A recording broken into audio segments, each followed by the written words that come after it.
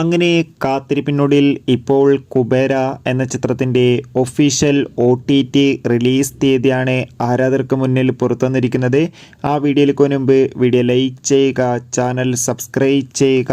ഈ വരുന്ന ജൂലൈ മാസം അങ്ങോട്ട് ധാരാളം ചിത്രങ്ങൾ OTT റിലീസ് ചെയ്യുന്നുണ്ട്. നമ്മുടെ ചാനൽ ഭാഗം പരിശോധിച്ചാൽ നിങ്ങൾക്ക് കാണാൻ വേണ്ടി സാധിക്കുന്നതായിരിക്കും. ധനുഷ്, രേഷ്മിക എന്നൊക്കെ പ്രധാന കഥാപാത്രങ്ങളായ ചിത്രമായിരുന്നു കുബേര. ചിത്രത്തിന് അത്യാവശ്യം ഒരു വിജയം സ്വന്തമാക്കാൻ വേണ്ടി സാധിച്ചിട്ടുണ്ടായിരുന്നു. അതുകൊണ്ട് തന്നെ എല്ലാ സിനിമാ പ്രേമികളും ഒരേപോലെ കുബേര എന്ന ചിത്രത്തിൻ്റെ OTT റിലീസിനായി ഏറെ ആകാംക്ഷയോടെ തന്നെയായിരുന്നു കാത്തിരിക്കുന്നുണ്ടായിരുന്നത്. ഫൈനലി ഏറ്റവും പുതിയ OTT അപ്ഡേഷനാണ് ആരാധകർക്ക് മുന്നിൽ പുറത്തുവന്നിരിക്കുന്നത്.